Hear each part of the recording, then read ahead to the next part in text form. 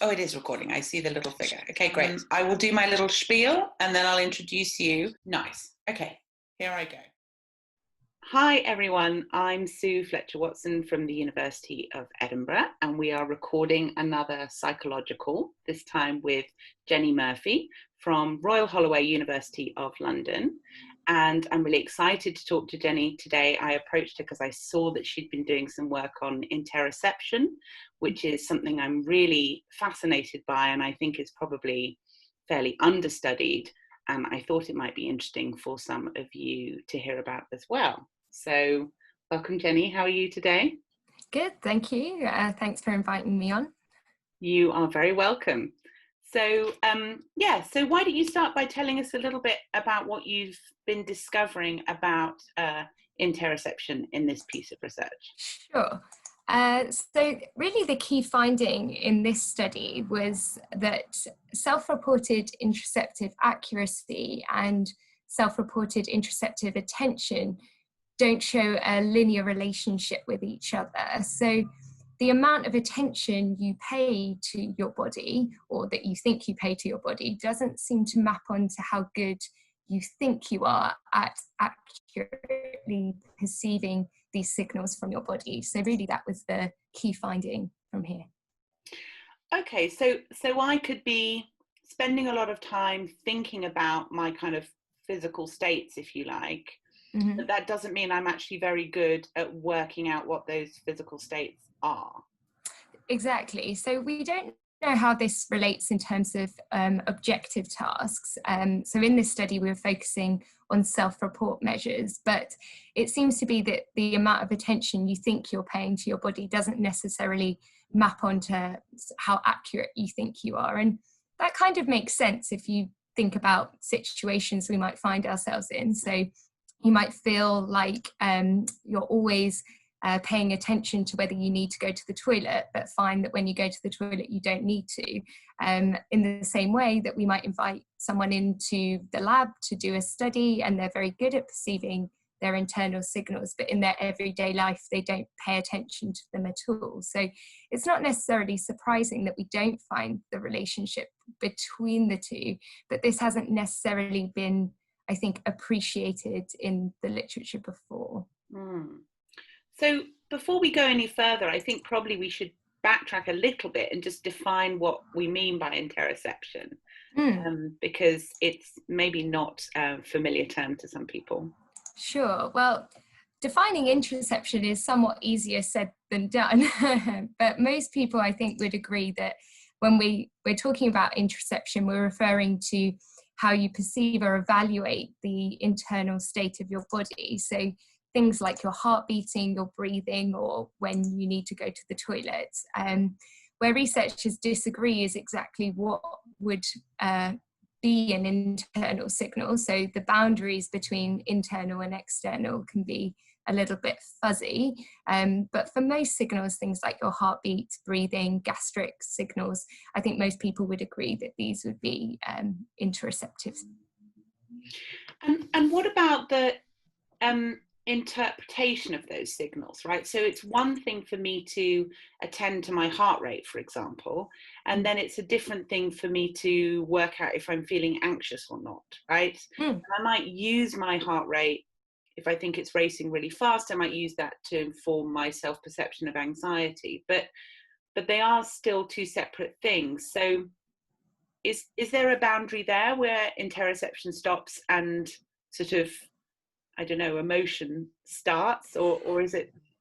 It's a great question. I don't actually think that anyone has pretty much narrowed this down, to be honest. I think if we think back to the sort of very old studies, so for example, where we see that it's not just the internal signal that results in the emotion, that it's also the sort of cognitive evaluation of the signal, as well as signals from our environment that feed into sort of how we interpret a signal.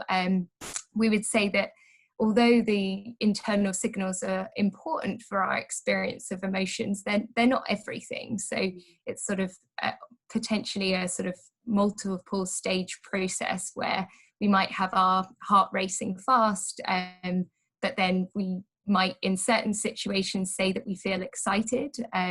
For example, if we're watching a football game and our team is just about to win, whereas in another situation, if our heart is beating and we're about to give a class presentation or something like that, we might say that we feel nervous or anxious.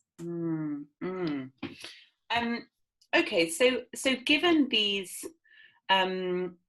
challenges defining interoception, then I think obviously the next question is how you measured it. So you've talked that it's self-report measures, but I wonder if you could describe in a bit more detail what those measures look like, and also who you were doing this study with, who your participants were. Sure. So in terms of our participants for this study, there was multiple studies in this paper, but for most of them we used opportunity samples. So this is anyone who responds to the study invite is invited to take part. In terms of the first question regarding the questionnaires, so for this study we actually developed a new questionnaire of self-reported interoceptive accuracy, and this is because although there is one that is available, there aren't actually many questionnaires that fully separate sort of attention and accuracy. So most questionnaire measures of interoception seem to be sort of an amalgamation of different aspects of interoception and sort of evaluation of internal signals. So we had, in the end, throughout most of the studies, 3 questionnaires. So one that was asking participants how aware they are of internal signals during most situations. So this would be how much attention they're paying to these signals. And then another 2 questionnaires, one that we developed that was simply asking, whether you agree with statements like, I can always accurately perceive when my heart is beating fast. And another questionnaire which was developed by Rebecca Brewer. And this questionnaire has specific examples. So it would be things like, when I turn the heat up in the car, other people feel uncomfortable. And so although this would be a measure of accuracy, the tricky thing with this kind of questionnaire is its specific situations. And so people might not agree with that situation, but might still have difficulties perceiving when they're hot and cold, for example. So those were the 3 measures that we used in this study. And what kind of analysis did you do with this? So you said it was a non-linear relationship. So was it sort of more than just looking at correlations? It sounds like there could have been something complicated. No. So mostly it was just looking at correlations. I guess the most complicated aspects of the study, although not too complicated, was the factor analysis. So because we developed this new questionnaire, we evaluated it to some extent. And so what a factor analysis basically is looking at whether all of the questions on the questionnaire have a sort of similar response pattern. And other aspects that we looked at as well, after we'd collected that data, we had a sort of secondary set where we looked to confirm this pattern and see if we find the pattern that we found in the first set of data in the second set of data. But unfortunately, the factor structure of this questionnaire is not perfect. And so we're still collecting more data, but we're looking at it now, finally got a big sample collected to have another look and see what's going on in terms of the factor structure. So when you say not perfect, what were you hoping for? Did you want it all to load onto one big factor, or were you expecting some sort of subdomains of different kinds? So I guess that we were sort of expecting that either we would find one factor solution, or if we did find multiple factors, that they would be interpretable. So I think that what we did find is that signals that were potentially not very socially acceptable, so certain gastric signals, tended to load onto one factor, but and also sort of items that seem to be sort of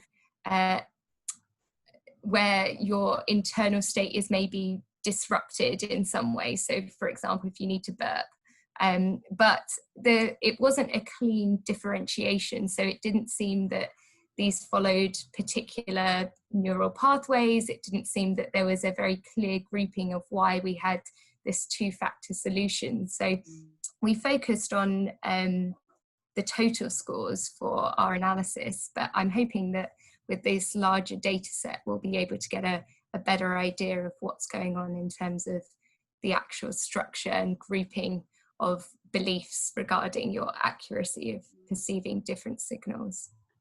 I can well imagine, though, I mean, if you're asking people questions about how alert they are to some of those internal states, then you're going to get a lot of response bias from people who, you know, are well brought up and don't want to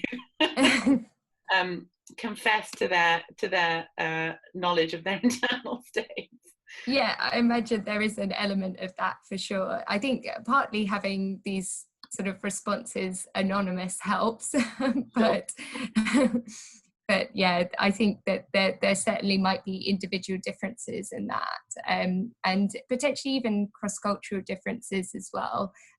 So we've collected some recent data looking at that, though I haven't had a chance to look at it yet. So it'd be interesting to see whether the factor structure holds across different groups. Really interesting. Yeah, I mean, we do have an issue, don't we, more broadly in psychology with the sort of lack of diversity in our samples. So I think that's very valuable.